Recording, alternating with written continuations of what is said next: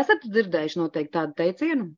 Pasaka cilvēkam 100 reizes, ka viņš ir cūka, un ko viņš sāks darīt? Ja cilvēkam visu laiku saka, tu esi stulbs, kaut kāds vispār idiots, tur vēl kaut kas.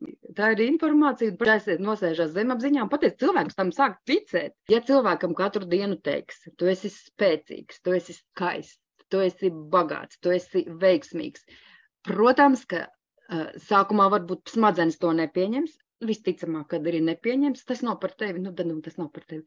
Bet tad, kad to saka daudz un daudz un daudz, cilvēks tam sāk noticēt, vienkārši viņš aiziet, smadzenes pieņem, zemapziņā viņš aiziet, viņš vienkārši sāk strādāt. Tas dod mums pārliecību galvā, un tieši uz šīs te pārliecību bāzes mēs arī domājam.